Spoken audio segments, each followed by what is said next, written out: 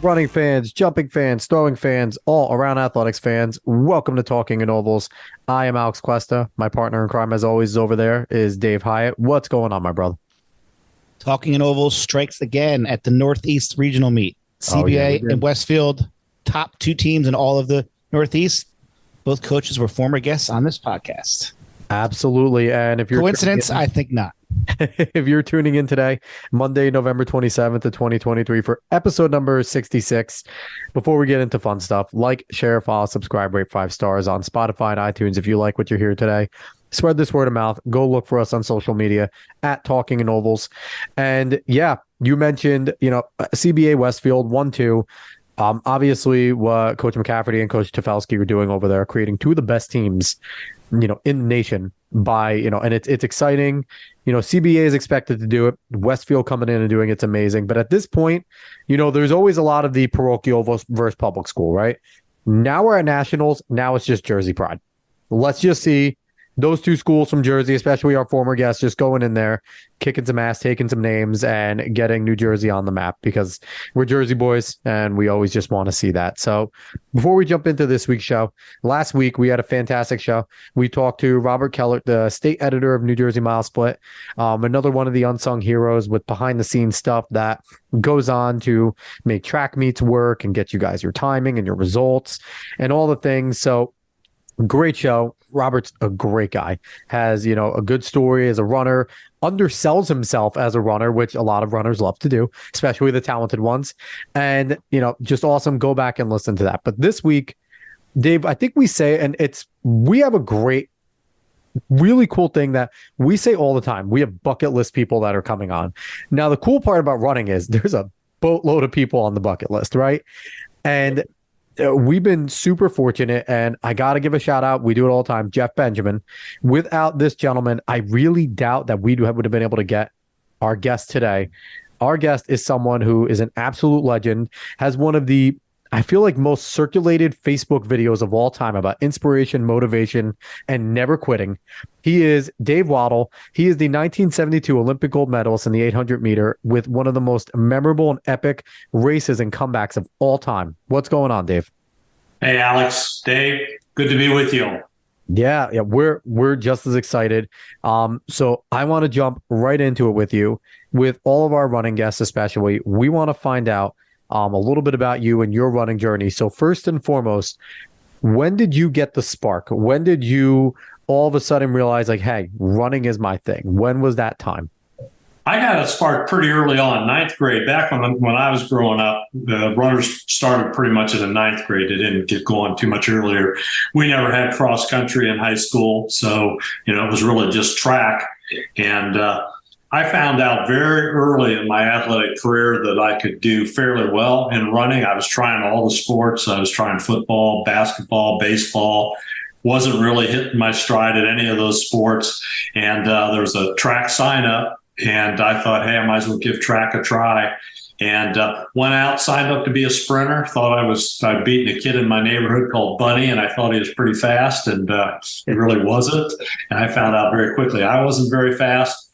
And I can remember my coach, Everett Daniels at Lincoln High School, put his arm around me. He said, Dave, I'm going to send you where I send everybody else with no talent, to the distance runners. And that's really how I got pushed over into distance running.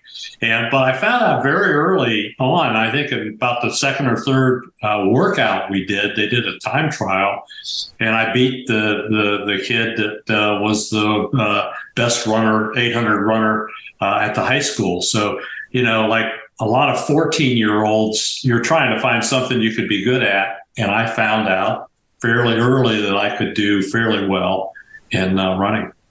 That's interesting. Did you ever kick yourself for realizing you were great at the half mile, one of the hardest races on the track and one of the most grueling races?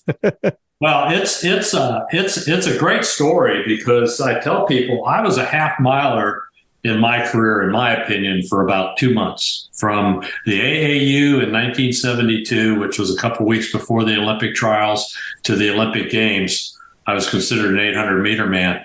Outside of that, on both sides, I always considered myself to be a miler. All through high school, I ran the half mile only to get points for the team. I was a miler. I ran all the state meets in the mile and never ran any championship meets in the half mile only in high school.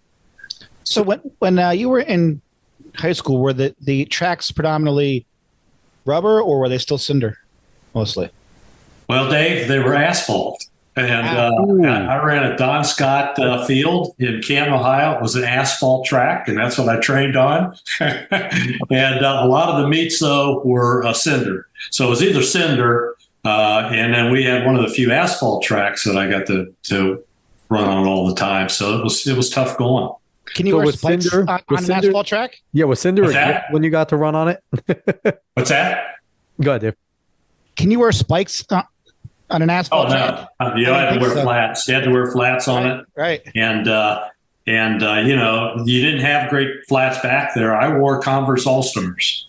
That's the only kind of shoes we had. And, you know, that's all I could afford. And, you know, they actually did an article my senior year. We had a sprinter who was a 9.65 100-meter man, John Cosmides, which back then, that was smoking for 100 yards, 9.65 in high school. Coach bought him a pair of Adidas kangaroo skin spikes. And when John graduated, the big gift to me was he gave me John's spikes to wear. So I finally had a halfway decent pair of spikes to wear on the cinder tracks. But back then, you just didn't have shoes. Even in college, I was wearing the Adidas Gazelles. That was kind of the best. It had no padding in it, had no heel flare. We just didn't have really great equipment back then, I didn't think. So everyone out there who is listening, you can win an Olympic gold medal training in your Converse Chuck Taylors. And run really fast while doing it too. Remember those. So Dave, I'm curious because we're gonna jump a little bit, but a lot of the experience that I've ever heard with the AAU comes from watching like Without Limits about Prefontaine. Yeah, it getting super demonized, right? Or watching like Fire on the Track. Like every time we've heard about the AAU with track and field, it's always been such a negative connotation. What was your experience dealing with the AAU in terms of competing and, you know, getting into the Olympics? Like, how was your experience with that? I didn't have a lot of relationship with AAU. I only ran 2 AAU championships, 72 and 73. And before that time, my coach in college really wanted me to be running in college meets rather than going to the AAU. My most fun experience with the AAU is 1973. I went overseas with Steve Prefontaine for about a month and a half. We went over to mainly to Scandinavia, and with another guy named Ralph Mann, who was silver medalist in the intermediate hurdles. So Steve, Ralph, and I went over there. Steve and I would always run against the local distance runners, and Ralph would take all the sprinters, hurdlers. But anyways, we went over there, and we were supposed to be in a meet in Italy for the AAU, and of course Steve was always the renegade, and I was just kind of tracking along beside him, but they got in touch with him, and they were basically saying, you know, you get your butt down here. You guys are supposed to be down here competing at this AAU meet, you know, and they're talking about all the things they would do to us if we didn't get down there. And I remember we jumped on a plane and we flew down to Milan and took a cab from the airport, got there just in time to run the meet. But I remember walking in, and I just felt so proud to be kind of in defiance of the AAU with Prefontaine, you know. And I was a small character. Steve was the one that always was outspoken about that. But, you know, it was kind of an eye-opener for me and about the power they had, that they could make you come down and run in these meets or you know, make it so you have a hard time competing.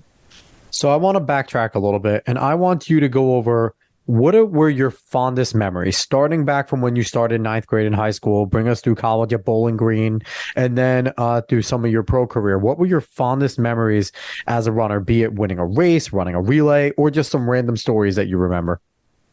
Yeah, I think in my high school, I was a slow producer. And, I was a 452 miler my freshman year, got down to 438, 422 finally my junior year. So it was a slow, gradual move in the mile. And so my fondest memories really were my senior year. I won the state meet in the mile in Ohio. I got fourth place in my junior year. So I was happy with that. Wanted to win the state meet my senior year. So my memory in high school, my fondest was winning the state meet. In college, 1970, first time I broke the 4-minute mile, University of Indiana. It was a Central Collegiate Conference meet. I ran a 3:59 flat. For any miler, I think they'll tell you, the first time you break that 4-minute mile, I felt I was on cloud 9 for 2 weeks after that. Kept saying to myself, I can't believe you're a sub 4-minute miler. Yeah. And so, I put it up there with the Olympics, with other things that I've done as one of my fondest memories of running. And then the other two, of course, I can't get away from the Olympic 800 meters. Obviously, is one of my biggest thrills. But tying the world record in the Olympic trials back in '72, unbeknownst to me that I improved my time 3 seconds in that one race. I had no idea what the world record was when I ran it. I'm sure it registered with me, but it was so far out of my scope that I never thought I would have run that fast. So those four things, state mile meet, sub 4. Olympic trials and the Olympics, probably the ones that, and I'll add a fifth. I had probably the most fun I had was running against Prefontaine at Hayward Stadium in the mile. And I definitely want to get into that later because it was an epic for me. It was an epic race, and the way it came about was really kind of interesting.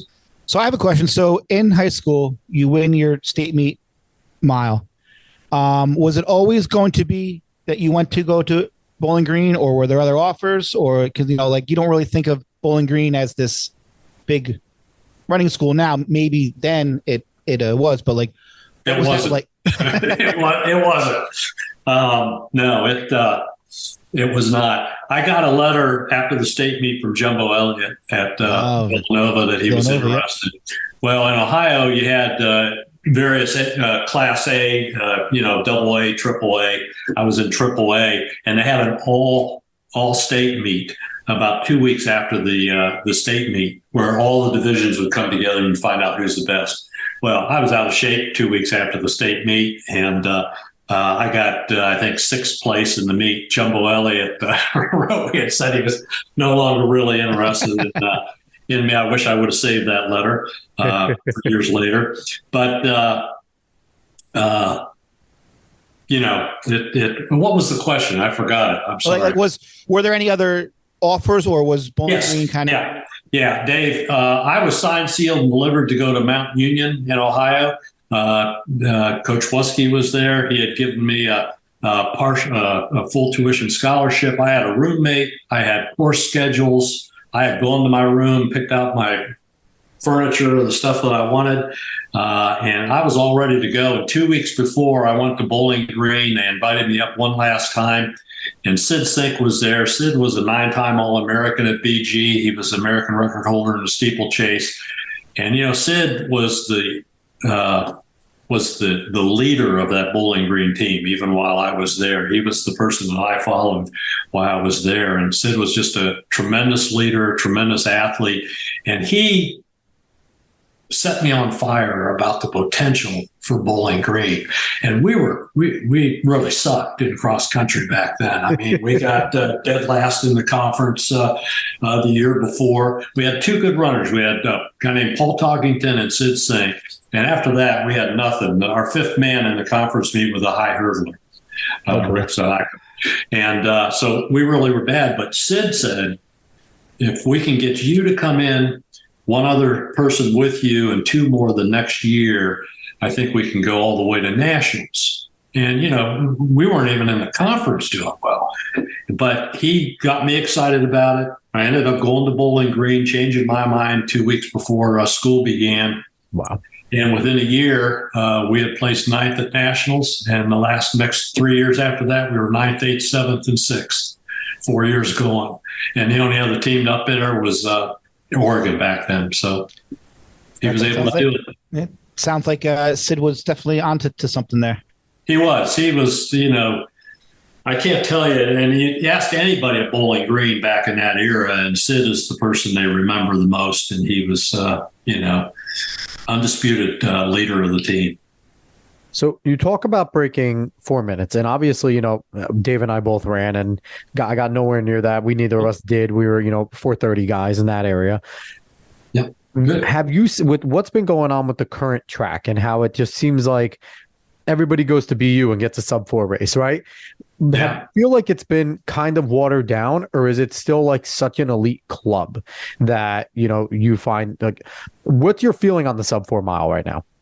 Well, yeah, I think it meant a lot more, back when I was running. There's just no doubt about it. I mean, I was watching the indoor meet last year, with Cole Hawker and those guys. They're running a practice meet indoors, and they all four of them ran 350 or 351 in the mile. And I'm sitting there going, back when I was running, that would have been world news. Some people would have done that and even got close to 350. So, it's good for the runners, and I'm glad to see it. I love the Prefontaine Invitational with Jared de Goose, and, how close he was, and that race finally made me say, I was a 353 miler. I was going, those guys are running 10 seconds faster than me. They would beat me by 80, 90 yards, and it finally is getting to the point where I can't imagine myself running with these guys anymore. Whereas up until a few years ago, you'd feel like you still could compete with them. But I also feel like, like they have a lot of technological advantages that you guys didn't have, whether it be track surfaces, shoes, training knowledge. So definitely don't sell yourself short. I think that you would have been right up there with them if you were born in this era. Well, I think that, and Dave, I think that the difference is I have a hard time believing that mile. The half mile, I don't, for some reason. Yeah. You don't see the same movement in the 800 meters that you do in that mile and the 1500 meters, at least in my opinion. Oh yeah, you're right. And I find it interesting. You talk about how Sid was the guy being a 9-time you were an 8-time All-American, 8-time national champion yourself. So it's like interesting that and Dave, we find this all the time. Hyatt, we find this all the time. All of our great runners that we have on, you guys always you're so humble. And it's such a bizarre thing to have people, like yourself. And we've talked to Johnny Gray, and we've talked to, some other incredible runners. And it's like, all of you guys are just kind of like, yeah, I was okay. And it's like, you were okay. What are you talking about? I don't, and I guess maybe when you're in your world, in your realm, it's like, I mean, I didn't walk away with the world record. So I guess I wasn't I feel like when you're at that level, there's only there's so many levels of success that you guys can get to. So I find it incredible. Do you find yourself sometimes in mid conversation talking about this, being your humble self, and then waiting a minute and being like, I was pretty damn good, wasn't I? Do you find yourself at that moment? I really don't. Really, Alex, it's interesting. I kept I got my workouts and I got my results and stuff. I've kept my notebooks ever since my first meet in high school. I really don't look at myself as being all, I look at people. When I saw Jim Ryan running in the mid 60s and all that, he was just absolutely destroying these great fields, winning by 80 and 90 yards. Yeah. And, when you look at stuff like that, you're going, that's what a legend is. That's really a great, great runner. And, I'm winning by 300ths of a second, barely outlated people. Hey, you are still the last American to win a gold medal for the 800 meters, 1972. Well, I was very fortunate. I was blessed. The race went really well. If it would have gone in a lot of different ways, if they would have gone out quick from the beginning, I don't think it would have been. So speaking of that race, I kind of want to get into that because you said, you were mainly a 1500 meter mile runner. What made you go, for the change to go for the trials in the 800? And then, like you said, dropping 3 seconds at the trials. How much confidence did that give you going into the Munich Games? Yeah, that's a great question, Dave. And it's really, I think it's a neat story. I was So my goal, if you look at my training log, my goal was to win the Olympic 1500 meter. That was my goal going in to that junior year. My coach, and that was his goal too for me. That's where he thought I was the best. And he said, though, 2 weeks before they had the AAU meet up in Seattle, and he said, well, Dave, I hadn't qualified for the 800 meter yet. And you needed a 147.3, I think. I had run like a 147.8 or something. So I hadn't qualified. He says, hey, I'm going to send you up by yourself to Seattle, enter you into the 800 meters, see how you can do. And if you qualify, then I think what we'll do is we'll have you run both the 800 and 1500 in the Olympic trials, because, the 800's first. We'll put you in there. You may or may not make it. I don't, who knows if you will, but if you don't make it, we'll just do a speed workout that day, because you'd be doing a speed workout anyway 3, 4, 5 days before the 1500 meters. So you won't lose anything. So that's really how I got in the 800 meters. And in that race, it all came about because Jim Ryan, who was in there, absolutely busted the third 200 meters. I mean, I haven't really ever seen the video of the race, but what my notes say and what my mind says was he took off with a quarter to go, and he ran an extremely fast 200 meters. I didn't know any different, and I just stuck with it. And I says, hey, he's going, my best shot of making the team is just to stay with him. And so that enabled that time to be so fast. And then, unfortunately, Jim ran out of speed coming down the final stretch, and I still had a kick left coming down the home stretch. So that's what caused that time to be as fast as it was really him hitting that third 200 meters, which, as you all know, that's the slowest 200 meters usually. It was one of the faster 200 meters in that race. And I mean, and it looks like you were able to tap into something in the Olympics, because your big move, obviously you fell behind early. You kind of got contact when you were at 400, and that third 200 is where you really made your move in the field and set yourself up for that final 200 meter kick. So did that race with Jim Ryan kind of give you the confidence to know, like, hey, I have something in the tank. Once it's 400 meters to go, I'm good. I can run an open 4 basically and be strong. Did that give you the confidence in that race, looking at everyone and going, I could still win this?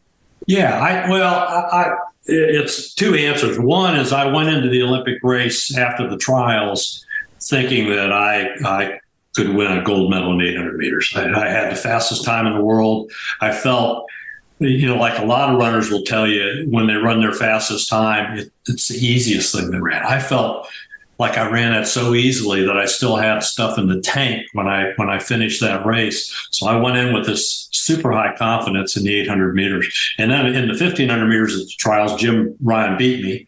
So I was second, and so I started saying, hey, I should really focus on the 800. But when I showed up at training camp, there's a whole drama about all this, but I ended up getting married right after the Olympic trials. Bowerman, the head coach, was very much against me getting married.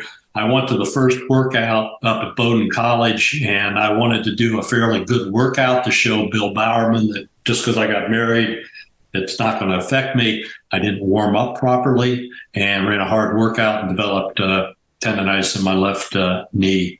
So my mileage was cut from 70 to 80 miles a week that I was supposed to be running down to about 20 to 25 miles a week before the Olympics. So I went into that Olympic, even though I was highly confident coming out of the Olympic trials. After I got injured and I wasn't really able to train for, 4 or 5 weeks before the Olympics, my confidence was pretty much shaken going into that Olympic race.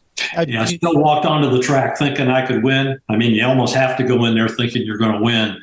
But then when the gun went off and those guys took off so quick, it just shattered my confidence because I wasn't able to keep up with them. Crazy. Now, do you feel, looking back, that maybe cutting that mileage and being more rested might have been to your advantage, or do you still feel that you?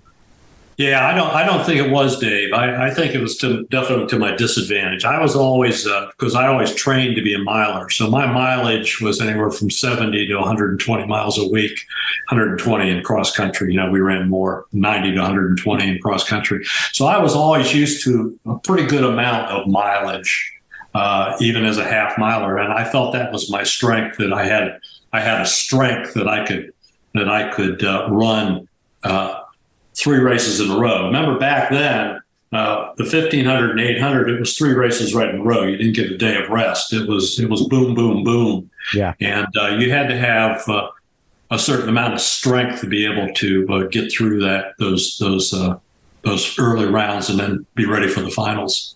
So I would have rather have stayed in shape and going in with the kind of conditioning I had in the Olympic trials.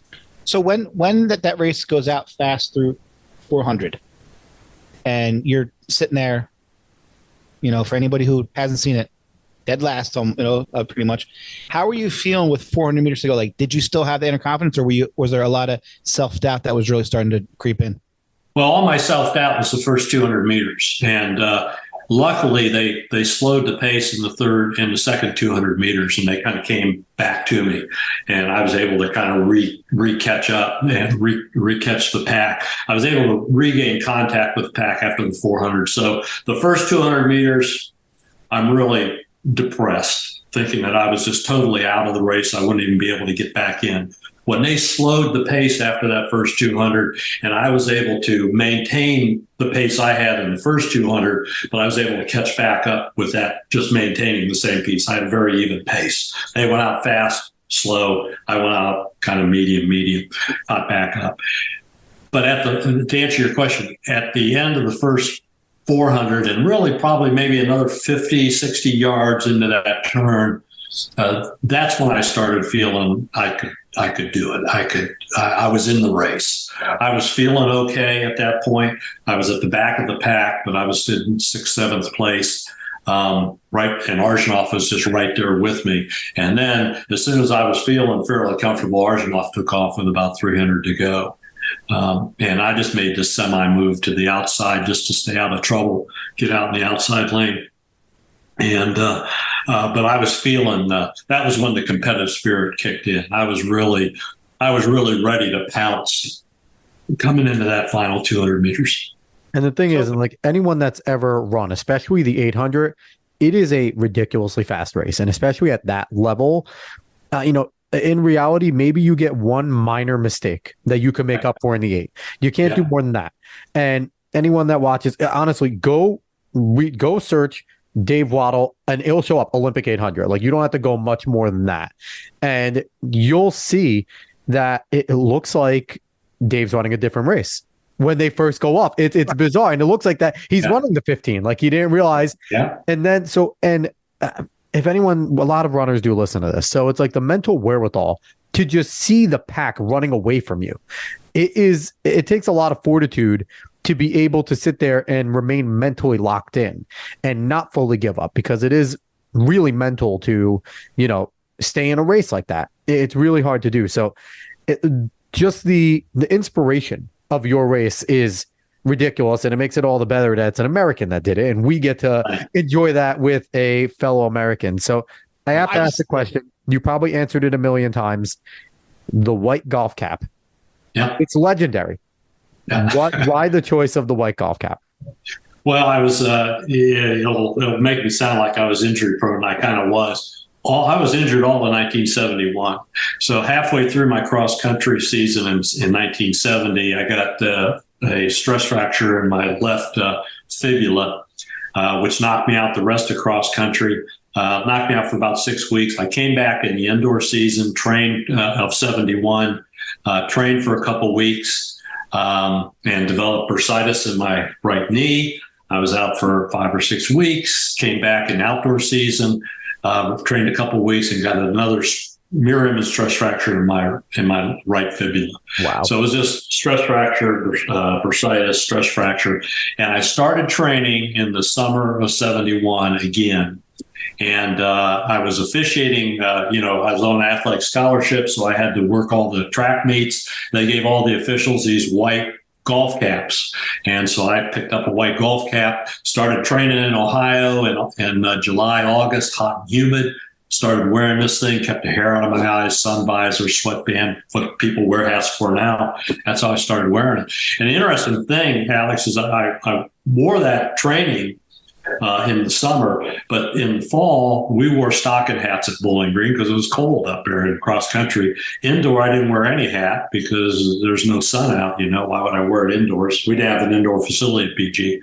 And then I started wearing it again in the spring of 72. And then after the Olympics, no one knew who I was without it. So I kept wearing the thing afterwards. It's such that hat is in the Hall of Fame, right? Yeah, hat's in the Hall of Fame.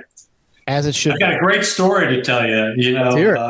I tell people, when I showed up at the Olympics, I was getting my wife settled in a suburb outside of Munich. So I was the last one getting into the Olympic Village where they're handing out uniforms. I went there to get my uniform, and all they had was a pair of like triple X shot putter shorts. It must have been, this wide, and I could put both legs in one. And I says, I can't. Obviously I can't wear that. And they go, well, that's all we got. Good luck. And what you think just is unusual for an Olympic team, but my roommate was Frank Shorter, ran for the Florida Track Club. Yep. Their colored shorts were light blue, kind of looked a little bit like the Olympic shorts. And Frank said, hey, here, you can use my shorts. And if you win, you can have them. Like, I'll get them back here in a couple of days, because there's no way you're going to win. But anyway, so I tell people that my hat and Frank Shorter's shorts beat both of us into the Track and Field Hall of Fame because they put my hat in 3 years before they put me in, and then they put his shorts in with it. So they're both in there. Now, we'd be remiss not to mention that you are also a Track and Field Hall of Famer in 1982, right? If I'm correct, you were inducted. Yeah. So obviously well-deserved. So you talked about, Prefontaine, Jim Ryan, Frank Shorter. What was it like competing and running and racing against a lot of these athletes and really being a part of probably the golden era of American running at the time? What was that like? And, and we talked to some people, we've talked to some, great runners. We talked to Julie Colley and things like that. And we kind of talk about kind of the out-of-body experience. Were you at times like looking at it going, what am I doing here? And then getting going and racing. It's like, oh, that's why I'm here. I race with that. I can beat these guys. So what was that like? Yeah, that's a great question. I don't think I ever did. I looked up to Jim Ryan tremendously. When I was a senior in high school in '68, he was in the Olympic Games. He had a world record, and you'd read about him all the time. We had a great miler in Ohio back then, Sam Bear, too, that was in a lot of meets and sub 4 minute mile. But, when I finally got the chance to run against him, it wasn't like this halo. I tried to get myself psyched up to the point where I always felt I could beat. I wanted to win when I got on the track, truthfully, no matter who was on there. And my breakthrough race probably was in the NCAA 1970. I got second to Marty LaCouri. Marty was the number one ranked miler in the world in '71. Yeah, Marty was good. So that was New Jersey legend, Marty LaCouri. What's that? It's a New Jersey legend. Absolutely, and a great, fantastic. Great miler. Ryan and LaCouri. I mean, one of the hardest points I had in my athletic career is I had just gotten second to LaCouri in the NCAA meet in '70. In '71 was the huge Dream Mile at the Penn Relays. Him and Ryan. He ran a 3:54. I mean, it was on the Wide World of Sports, and man, that was the one race of any race I would have loved to have been in. I don't know what I would have done in it, but it was just such a big occasion. Everybody was gathered around the TV back there to watch the Dream Mile. Oh yeah, Ryan LaCouri, great fight. LaCouri, masterful race. Yeah, 100%. It was just an incredible. And at the time, I wish that there was a lot more excitement about track. I feel like at the time where people were watching it, there were Jim Ryan, there was yourself, there was LaCouri, there was Steve Prefontaine, there was Frank Shorter. There were people knew who they were. It wasn't just something where if it was so niche, like that was a thing, ESPN or whatever, not wasn't ESPN then, but your NBCs, your CBSs, they would put these races on front and center. Yeah. So during that time, who was your favorite person to compete against when you got on the track? Did you have a favorite athlete that, when you saw, you knew they were going to push you, you were going to push them, it was going to be a great race every time? Well, the one, we had a lot of great runners back then, and I enjoyed it. I don't know if I enjoyed running against Ryan because he would beat me, And, Ryan I always thought I had a great kick. Ryan had a great kick. And, you didn't want to be with him at the end. That 800 meter was kind of a little bit of a fluke, being able to beat him in a kick. But I really enjoyed, I enjoyed running against Prefontaine. And especially in that race at Hayward, just because you can't think of a better, more exciting race than Prefontaine at Hayward Stadium. Yeah, talk about that race at Hayward. Talk about the experience. Take us through that race because it's a legendary race. Yeah, absolutely legendary race. Well, before the race, I think there's a great story. We were slated. Steve had contacted me about going overseas, and he says, Ralph Mann and myself, we're going to go over there to Scandinavia. Would love you to come with you. I said, yeah, I'll do it. So I'm at the AAU meet down in Bakersfield, and Steve, I did the 800. Steve did the 5,000. After the race, he came up to me. He says, hey, Dave, he says, we're getting ready to go overseas in 2 weeks. In 10 days, though, they're having a race at Hayward Stadium. It's called the Restoration Meet. They're trying to raise $20,000 to renovate Hayward, the stadium. He said, why don't you come on up to Eugene? He says, I'll run the mile against you. I'll bring you through in 2:56 for the 3/4, and then we'll race against each other and go after the world record in the mile. So, what am I going to say? It's like I'm not doing anything else. It's like, absolutely, I'll be there. And, the funny thing about the race, that we had a rabbit in there, I think, that took off the first lap, but Steve took over. Steve came through in 2:56. I mean, he just hit it like he was on a training run. And we just raced the last mile. And, a lot of people don't realize I ran a 3:53.3. Steve ran a 3:54.6 and became the 9th fastest miler of all time. You were people don't look at Steve as a great miler. He was a great miler. That's where he wanted to be. John Hartman ran 3:54.7 and broke the Irish record in that race. All 12 runners finished under 400. It was only the second time in track where all the finishers were under a 4-minute mile. I think the other one was in 1964. So anyways, it was a great race. And of course at Hayward Stadium. Mm-hmm. And, guys, I learned something in that race too. I was always, I was always so intense. When I'd get psyched up, I wasn't really trying to make friends out there on the track. I really just wanted to kind of be angry at them and beat them. And I can remember running that race and finishing it. And I was taking a victory lap. You're allowed to take at Hayward. And I remember Steve coming up beside me and holding my arm up. And my initial reaction was selfish. It was like, what are you holding my arm up for? What he was saying was that race would not have been possible without me.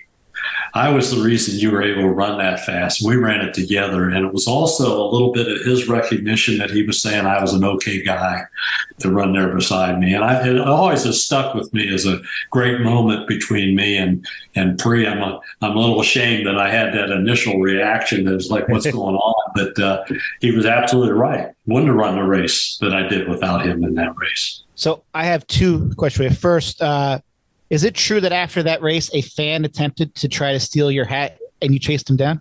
Absolutely. Yeah. Yeah. I had finished the race. I was getting ready to do my rundown. I was in oxygen debt.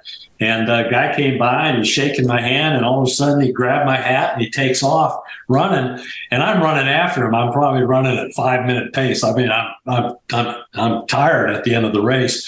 Luckily, he ran into a field right there on the north side of Hayward Stadium that was all fenced off except for a gate to get into. So he ran in there. There was no way to get out.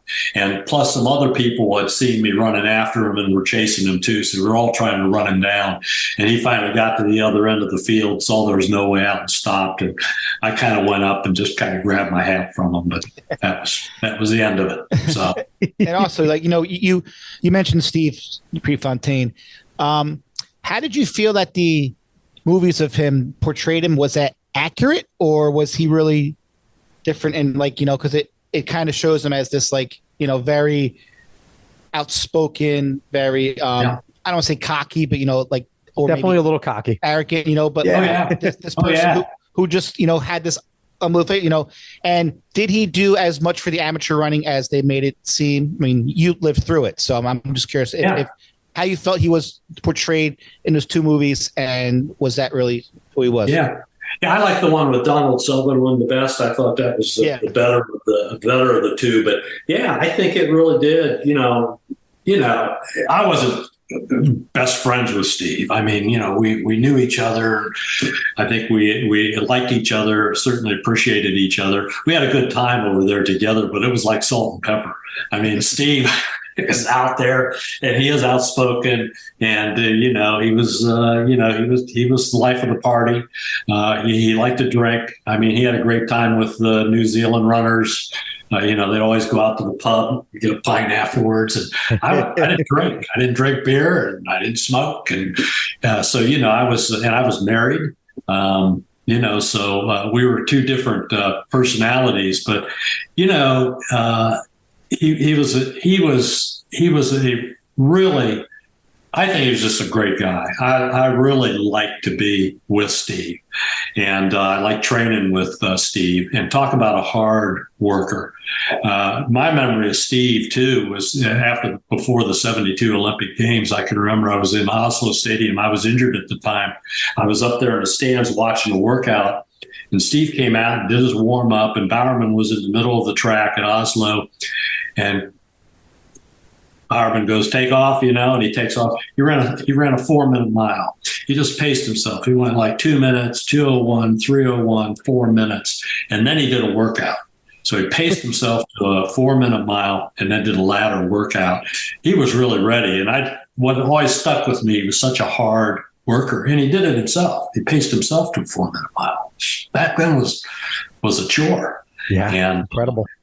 And he was always that way. And, he always would say, anybody's going to beat me, I'm going to make him hurt.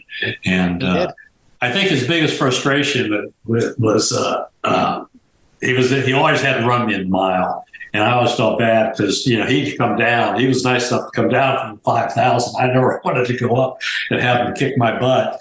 But he just wasn't ever able to kind of quite do it in the mile.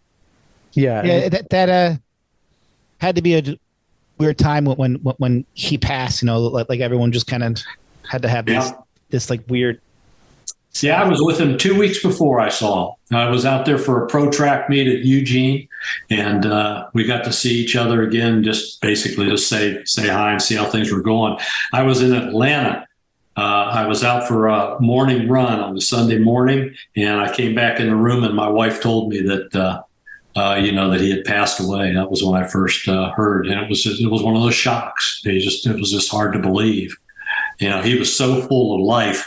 You had a hard time believing that he was no longer with us.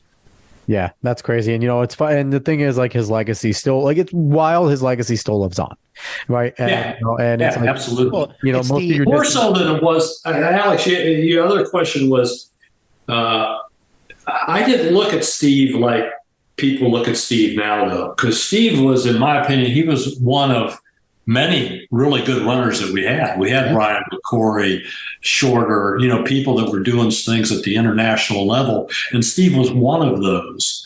Whereas I think a lot of the younger athletes look back now that Steve was the paramount one. Now, he was very outspoken. There's no doubt about it, and very articulate. So he had a following back then, but he was also, as far as the runners back then, he was one of many. I mean, I think a lot of his mystique is because of the unknown. Like, we don't know what would have happened because he was still fairly young. So, we don't know. So I think that definitely draws fans and why he has, because his story is great, but there's many, many other runners or athletes out there who have had very similar stories, but because of the unknown, and he was outspoken, he had the long hair and everything. So I think that's a big reason why he's way more popular now than he ever was when he was actually. Yeah. And he was outspoken, but he was also very, very bright.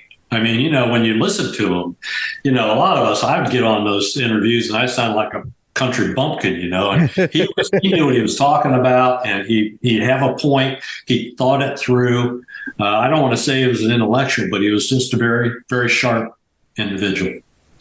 So after the Olympics. So real quick, Dave, I just want to jump in. One more thing about the Olympics, and this doesn't have to do much with the running, but there was a scary time during that 1972 Olympics. I don't want to get into the current conflict right now, but there was the Israeli-Palestinian issue in 1972 that's called the Munich Massacre. What was that like living through that at the time, being in Munich while that's going on? And obviously at that point, I guess everyone's probably questioning, are these Olympic Games going to occur?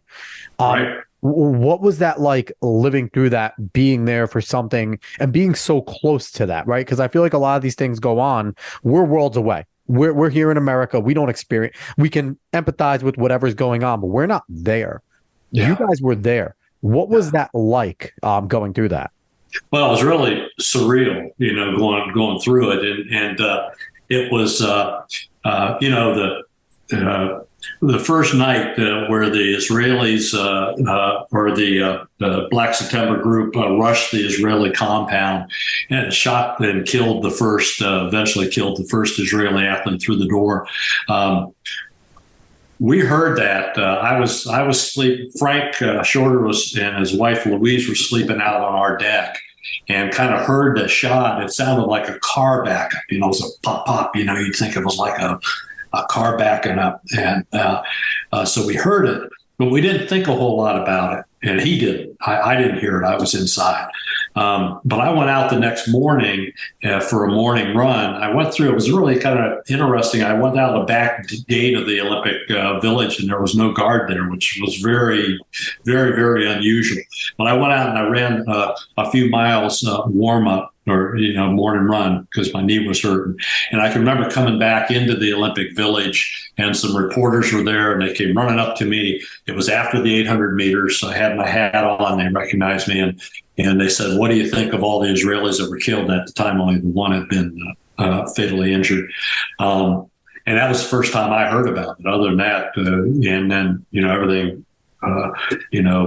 exploded after that. We were not that far away. We were only about 100 yards away from the building. We were in the middle high-rise building, and there was another high-rise, and then there was 3-story high ones that were where the Israelis were, about 100 yards away.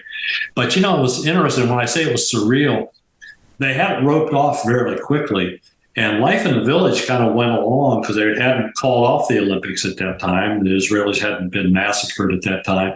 So, we still had to get over to the cafeteria to eat. We were still doing our training, and life was kind of going on. We're trading pins when this terrorist incident's happening 50 yards away. It was kind of, we were stuck between two worlds in a sense. And then I had it got to be terrifying or fearful. The night that they were going to move the terrorists from the Olympic Village to the airfield, I went out for an evening run because they had not called off the Olympics. I was still having to get ready for the 1,500 meter, which I had coming up in a couple days. Frank still had the marathon coming up. And I went out for this run. I came back. I was coming back into the Olympic Village. They had this one walkway that was only about 10 feet across, roped off, because it was one of 3 ways they were going to take the terrorists and the Israeli athletes to the airport. So they had it roped off. I couldn't get across that 10-foot section. There was a gate on the other side that I could get back into the Olympic Village. If I didn't get in there, I'd have to run another half mile around this big complex to get back in. Didn't want to do it. Ran back a few ways, ran down this embankment. There was a 6-foot fence. I jumped over this fence. I ran underneath a bridge to get back to where I needed to get in. And as I was running there, I heard the guards go, "Halt, halt." And then I heard one of them say, "Oh, it's Wottle." I had my golf cap on. And I looked back to say thanks, and they all had their machine guns pointed right at me. I mean, it was a tense situation, and I was stupid enough to think that I could just kind of, skirt the line and get through. But I always tell people that's the day my hat saved my life, probably. Who knows what would have happened. Crazy. And but it was very tense, very, very tense situation at that point, because no one knew what was going to happen. And then they had a 1-day moratorium, and then they had the games go on. it's not to make light of that moment, but it's you kind of show like the distance runners mentality, right? We can get done running like 8-9 miles, but if that end of our run is inconvenienced in any way, we get that. I don't care. I earned the right to finish my run. I'm going to figure out. Right. And you decided to go down an embankment, probably made it significantly harder than doing that extra half mile. That is the distance runner's mentality. It's like, I want to be done. I'm going to go be done. I'm not waiting. That's a good point, Alex. We all think alike. We've all done it. We've absolutely all done it. So I want to ask you, go ahead. So you go pro in 1973. What was that experience like? Because you retired not too long after you went pro. So was that like out of frustration, or did you just find that you had other goals and other aspirations? So what went into that whole time? Yeah, I went after the dollar, and I was trying to think if I wanted to continue to compete to go towards 76. My personality is I would have had a hard time, I think, making it to 76, especially on my own. If I had, we didn't have the support system back then to keep running that they have nowadays. Yeah. So, I left Bowling Green when I graduated in 73. I went over to Wadsworth, Ohio. There was no track club there. I had to train at the University of Akron. I actually had to try to find high schools that I could run on the track, but I was training on my own. I was not a runner that could do well training on my own. I had to have a team around me. I had to have a leader like Sid Sink that was pushing me. And I just kind of read the tea leaves, and I thought, unless I could get into a track club or get back into some kind of a running group that can push me, I'm not going to make it to the Olympic level. So then Pro Track came in, offered me a good chunk of money just to join them for a couple of years. I did that, but my heart wasn't in it. I missed my Bowling Green teammates. I missed having that camaraderie and the people pushing me in workouts. And so I had what I think a very lackluster pro career. And that was the problem with the pro track circuit. For the most part, there were a bunch of these great athletes with gold medals, world record holders that were beyond their prime. And we weren't running the times that the amateurs were running. Well, the pros aren't going to make it if they're not running faster than the amateurs. Yeah. So, that's kind of its own demise. So you had to be in your mid to late 20s, right? When you... I quit in 73. That I went overseas with Pre. That was my last running that I did.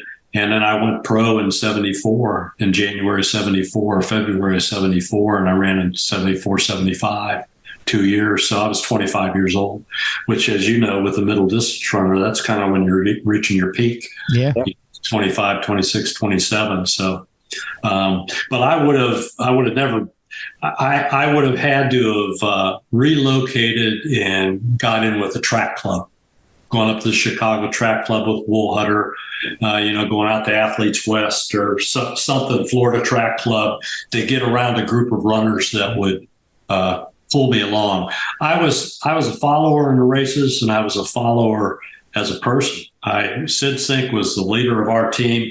He ran the workouts. I simply followed. I followed in all the workouts. I wasn't the type person that could push myself out in front to do the kind of work I needed to do to get to that level. And, and that's tough.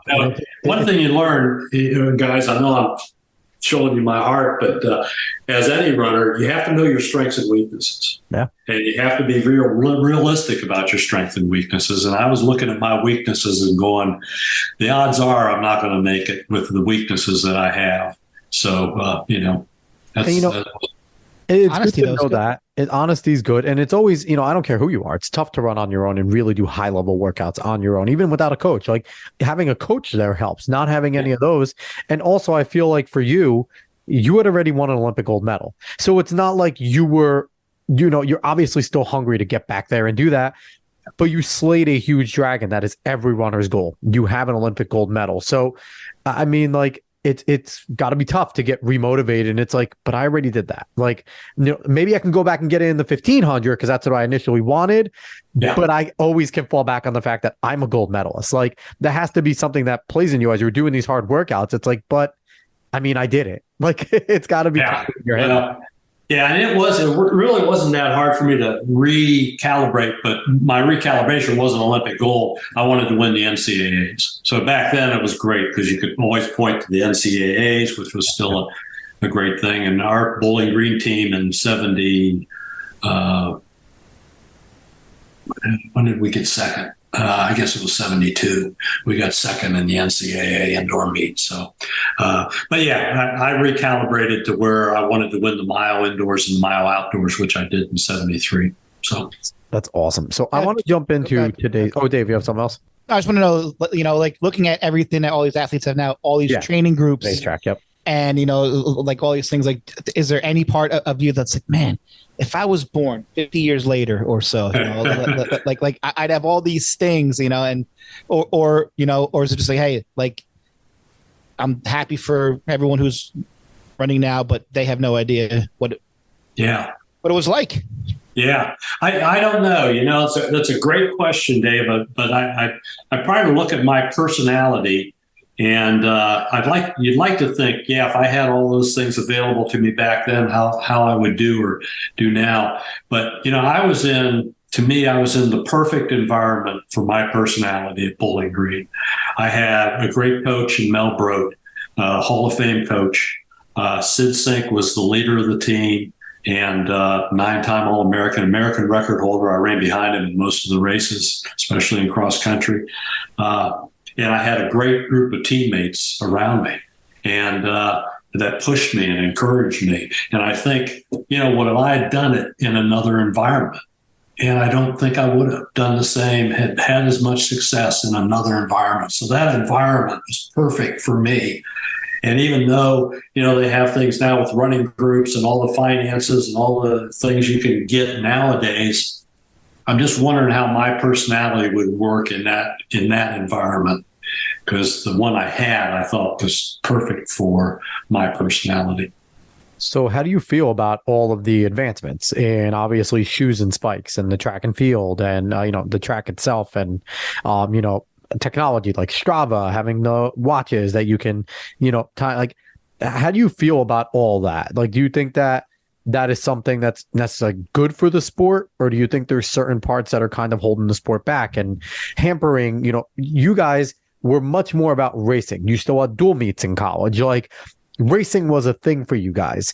Yeah, now we talk a lot about time trials. Like, there's a rabbit at every single race now, and every race is a big race, and they don't really race unless it's a championship meet. So how do you feel about everything that's gone on in today's track and field world? Yeah, that's a good point. I disagree with the way it's run now.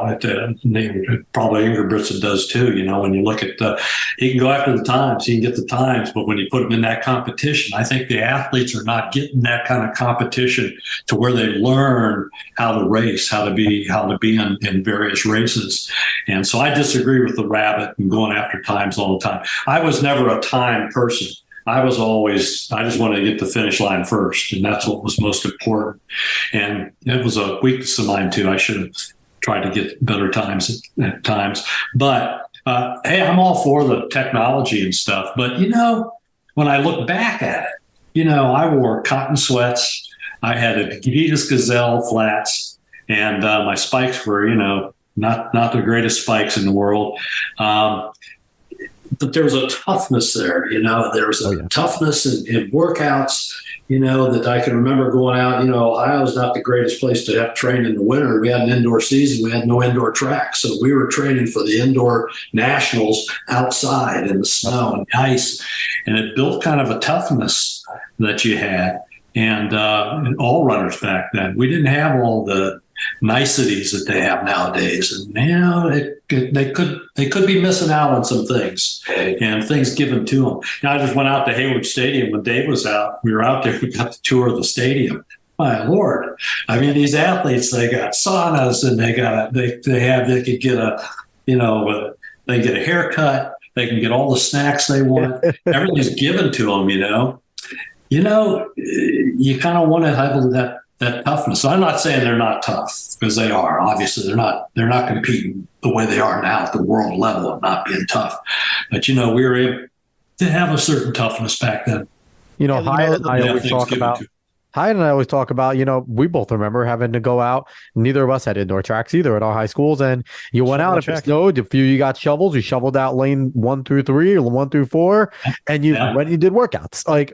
This is what you did. I mean, Dave, kind of like what you were saying, like you see so many athletes now who get 10th place in the race, but they run 3:51 and they're happy. It sounds like you would not have been happy anytime you would have finished 10th place, no matter what time that you actually ran. No, I was, I could accept defeat, but I certainly didn't like it. And I always wanted to kind of be up there in the race. Yeah, it seems now like every sponsor is looking for times, and place doesn't really seem to be as relevant. Like, oh, you've run this fast, so you're sponsoring. Then other people who actually beat those people don't get sponsorships because they don't have the same time, but they beat them head to head in an actual race. Yeah. I think what I missed the most, and I bet you there's probably a lot of milers back in my time, was, back then, you remember you'd go out 301, 302, and you'd kick it in. That's the way a lot of the miles would go. We didn't have the people that went out 251 and 252 for 3/4. And it would be kind of interesting, to have had more of that back then, when you would adjust your training regimen to where that pace would go out so quickly, and see how you do. I can remember I was in one of the first races that occurred when Pri and I went over there to Scandinavia. Our first meet was in Helsinki, and I ran the 800 meters the first day I was there, or 3 days after I got there. Ran against a guy named Dieter Fromm, who was in the finals of the Olympic 800 meters, and ran fairly fast with a 1:45.1. And then the next day I had to go in the mile, and or the 1500 meters, I'm sorry, and a guy named Filbert Bayi. I'd never heard of Filbert Bayi. And so we'd line up, and, Filbert Bayi went out in 1:54 for the first half in a 1500 meters. No one went out in 1:54 back then. That was the first time that someone just busted out like that. And I'm along with everybody else. I'm going, he's coming back. He's coming back to us. There's no way he's going to keep that up. Well, heck, he just kept going. He ran 3:34.6, and I got second at 3. I was pretty far 3:36.2. Prefontaine got dead last in that race. He was 13th, and he still broke the equivalent of a 4-minute mile. But that was when it would change. That was when it changed. Filbert Bayi was the guy that ended up getting the world record. He was the one that kind of busted it out and broke through that barrier of just sitting back all the time and kicking, whereas he kind of pushed it at the beginning. So who were some of the athletes that maybe you didn't compete against, but were running or competing in your era that you just love to watch? Like, it could have been a different event. Like, was there anybody out there that you just like, I really want to stop and watch this person? Oh, well, anytime. I've already talked about Ryan and LaCory. I always loved their competing against one another. Dave, that's a good question. I never was a watcher. I loved any kind of exciting race that would turn my head, but I can't really think of runners that I'd zero in on that I just absolutely would stop and watch. It's a good question. Hadn't been asked that question. Hadn't probably thought about it. Probably should do more reflecting on it. I'll tell you, the guy I loved watching recently was Donovan Brazier. I mean, in 19, when he was having his run in the 800 meters, I just thought, who could beat this guy? Yeah, he could go out fast. He could go out slow. I don't know what kind of strategy you'd use to beat him. And it was just a travesty that they called off the 2020 Olympics. I think he would have won the 800 meters easily in that. I wouldn't say easily, but I think he would have won. He was rolling. Let's just hope that. I mean, he was rolling. He's still young enough where if everything gets healthy, he can come back. But it's definitely nice. Rough couple of years because he is uber talented. Yes, absolutely. So, Absolutely. Dave, did you think you had an advantage? Because, Dave asked the question, who did you like watching? And it's easier for us. It was even easier for me when I was younger because we had access to everyone's times pretty easily, right? You can go on and we had, we go on the internet and you could find out what other people ran in other towns and be interested and know. Did you kind of have an advantage where unless somebody was running a real national caliber time, you kind of didn't know until you competed against them? Was that something that maybe helped you not kind of care what everybody else was running and not really be worried about, oh, so-and-so is on the track, I need to go watch him? Like outside of LaCory, Jim Ryan, Steve Prefontaine, Frank Shorter, like there weren't that many people that were really, drawing those crowds. So did that kind of benefit Especially you to overseas. kind of focus on yourself and focus on your racing? Yeah, good day. Well, we didn't have it as often as you have it nowadays, but we still had track and field news that ranked. So you could go into by the time the NCAA rolled around, you had the best mile times, the best half mile times. So I knew going in Jerome Howe, Kansas State, and Bob Wheeler from Duke, and they were the guys that Reggie McAfee from North Carolina, Tony Waldrop. Those are the guys that were going to have the times that I would. And usually those were the guys you would end up racing against at the NCAA. So, but yeah, when you got to the Olympics, I had no idea going into the Olympics, what was going on, especially in the 800 meters. They did have fastest times. They'd show because they put them in their heats by time, so you could kind of see. But like Arjunov, undefeated for 3 years prior to the Olympics and championship. I found a newspaper clipping going through. I actually ran against Arjunov at the Cleveland KSC meet in 1972. No idea that I did. He was in mile, and he got like sixth place. But they were talking about, that he was so good in the 800. And I can remember seeing him, and I just forgotten about it. Sid Sink, my teammate, pointed out, we're down there in the belly of the stadium, and Sid goes, hey, that's Yevgeny Arjunov. And I'm going, who the hell's that? I don't know who that is. I'm a miler, not a half miler. But anyways, you didn't really know who you were competing against at that international level. Yeah, it was a lot tougher. So how do you feel about the current state of American middle distance and long distance? Obviously, we have Yard and Goose. We've had on Clayton Murphy. Bryce Hoppel's been doing some good things in the 800. Grant Fisher's been stellar. Absolutely. So how do you feel about our current state and compare it to when you were competing and your slate of guys? Do you think there's a comparison there where this group can eventually rise to the level that you guys had with your Jim Ryan Shorter? Because I feel like we're slowly edging into more of a golden age of American running where you guys were the golden age of American middle distance and long distance running. Yeah, no, I feel good. I feel good about where we are. I mean, Centrowitz got the gold medal in the 1500 finally, and the Goose, of course, that's fantastic. But, you just Cole Hawker and Grant Fisher, and, we just got this list of people that are coming up in the middle distances and distances. I feel very good about it. And, I didn't, if you would ask me 10 years ago, I wouldn't have said that. Now, the 800 meters, except for Donovan Brazier, and of course, Bryce is doing a fantastic job. You don't go to multiple Olympic Games if you're not a stud athlete. Yeah. Same with Clayton, too. And, what's that? Clayton Murphy, too. And Clayton got the bronze. And, I was feeling really good going into that, with Centrowitz and Clayton. But to answer your question, I feel we're doing very well. And, back when I was running, if we saw runners from Morocco, it wouldn't have struck fear in our, we didn't have the surgence of the African athletes, and even the Scandinavian runners were not what they are in recent years. So I think the world competition has gotten so high, and now we have to have our level so high. I think we're doing a great job. I love what I'm seeing out there and giving us more, almost men's and women's. Yeah. You have someone to cheer for in the middle distances and the distances now. So, and it's nice that it's it's not just Nike, it's not just Adidas. There's these other companies that are like On Running with Dave Wottle. Like there's these other shoe companies that are coming up and really putting a dent into running because they're focusing right on running only, and part about any other sports, and athletes are able to go train with other like where like Grant Fisher left Bowerman. Is he going to On? We don't know, but it seems like that's kind of the hot place now. So, but it's just nice that these other shoe companies have evolved and they're giving more people an opportunity to train and to race.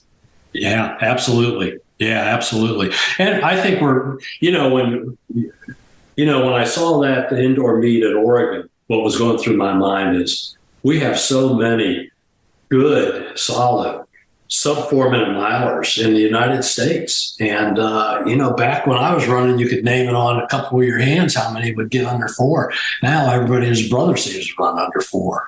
And of course, the rest of the world is got quite a few too. But, we're right up in there. And you never know when you're going to find that, that gold nugget, that person's just going to bust out like Donovan Brazier did, just out of almost nowhere. Yeah, like we always say, there was one meet this past winter in Boston where 75 people broke 4 minutes in one meet. In BU, it was insane. 75 in one, like it was like, and you get a handful of high schoolers every single year doing it now too, which is wild. Yeah. I think Heat like 15, like 2 guys broke 4. It was crazy. Yeah. Oh yeah. Remember we used to brag. I remember when I was running, we had 3. Ryan, LaCory, and was it Robertson? We had 3 guys in high school that broke it. I mean, it was almost unheard of. Even worldwide, you had Kip Kano, but like there wasn't that many people breaking 4 minutes across the whole world.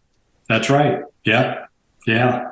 Yeah. So it is, and it's sad in a way that the 4 minute probably doesn't mean what it did back then. Like when I tell you, when I broke mine, it was so euphoric. I mean, I can't explain how I was more excited for the sub 4 than I was the Olympic gold. It was, for me, it was the pinnacle of what you could achieve in track. And of course, it was always nice because the 100 and the mile were the big meets. In the meets, those were the 2 big events, and I was in one of the big events. Yeah. And they probably, I'd like to ask them if they feel the same sense of pride and fulfillment when they break the 4 minute mile as I did back when I did. Maybe the first time, but I mean, it's almost expected now. That like you're going to have 3 or 4 kids every year in high school.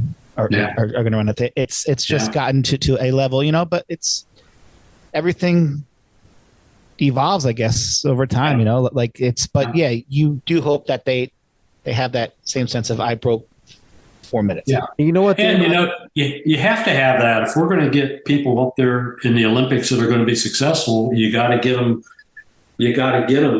at that level. They have to be coming up through that level in order to be competing on an international stage. And Dave, I'm curious if they do feel that way, because there was obviously a difference where you did it while racing.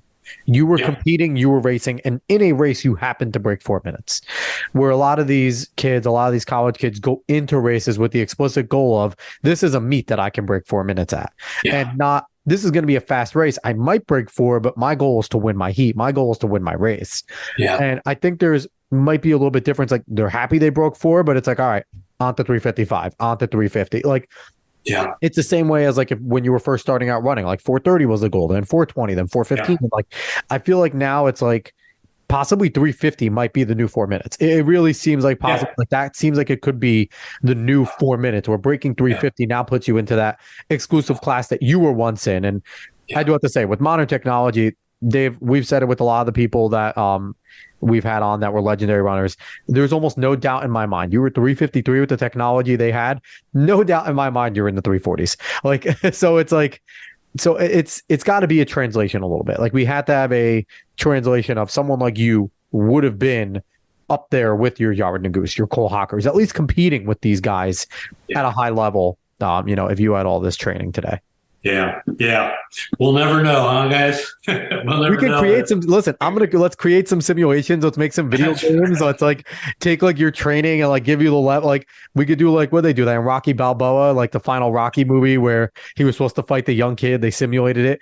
Like I think we could do something like that. So the final question before we get out of here for you, Dave, and this has been so much fun just hearing you talk about all of your memories and everything. This is a blast. We ask all of our guests this. So you went through, being a great runner and being discouraged as a pro and kind of leaving the pro scene in a little bit discouragement. So if you had a magic wand and if you could fix track and field, not only for the pros, but also to get more casual fans to come back to the sport and kind of give the pros now the support they need to make this into a living, because there's still only very few pros that actually make this into a living. And I mean, with the level that we've been running, there shouldn't be an American pro that's not a millionaire. They should all be living the life. So if you had a magic wand and you could fix the sport, what would you do to get more casual fans in here, get our pros paid, do what we need to do for them? Oh, man, that's a tough question. I don't love it. I don't even know if I have an answer to it. I don't know what kind of answers you've been having. I don't know how to answer that, Alex. I'm sorry. Okay. It's been so long since I've been in the sport, and like I said, I like what I see going on, and I like the trend line that I'm seeing. So I'm not sure I'm sitting here going, well, I think I'd change a lot of things. Now, I would say I'd like to see the athletes running races instead of time trials all the time. I don't think that's good for the sport. A lot of people think it is, but I think why do people get excited about the Olympics?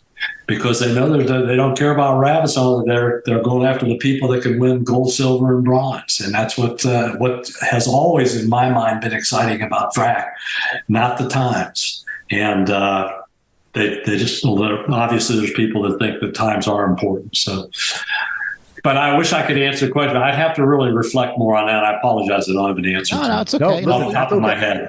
Getting back to racing is a good answer, because I feel like what you're saying is true. Because to the track nerd, yeah, we can go watch a bunch of fast times and we can appreciate, right?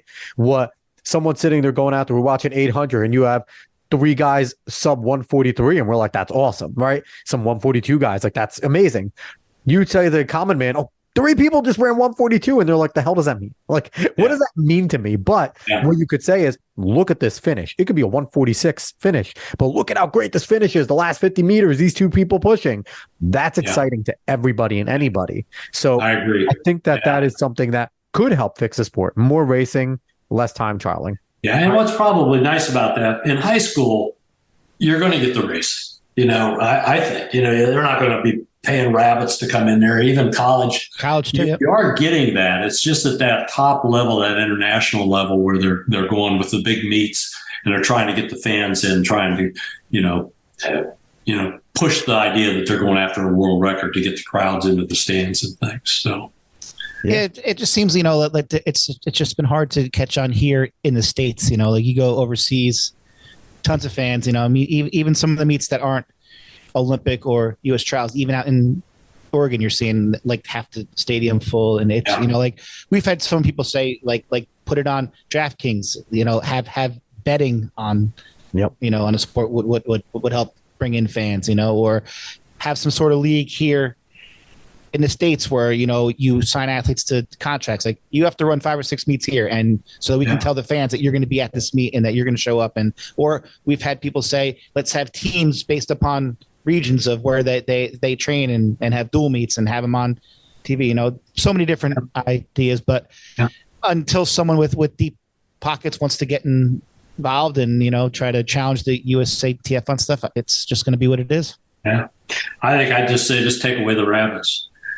If you don't have the rabbits, you get into the competition. I would say that as well, but one of our favorite guests, Eric Sawinski, is making his living being the greatest rabbit in the history of man. So he's a great rabbit. And so I don't, until Eric is done, then when Eric's done being a rabbit, I'm with you. Until then, let Eric live, man. It's funny. I think back, I think I could say I never ran a race with a rabbit. I can't ever remember running a race with a rabbit. Jim Ryan was the rabbit, right?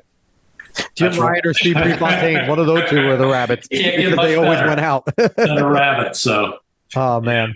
But anyway, Dave, thank you so much for coming on. This was an absolute blast. Okay, thank you, Alex and Dave. It was good to see you again. Yeah, Dave. I mean, it was an honor meeting you in person. And I said, Alex said he's going to be a great guest. He's so humble, so many wonderful stories. We can't thank you enough for coming on, because more people need to, know that track didn't start in 2018. There's so many legends that have run before us who have helped pave the path. And it's nice hearing, how you still follow the sport, and, you don't have any of this bitterness. So if I would run now, because that's such an easy thing for some of the older runners to say, but you're involved in it now. You love watching it, and it's just great that we have ambassadors like you, who are still involved in this great sport. Thank you. It is a great sport, no doubt about it. Changed my life.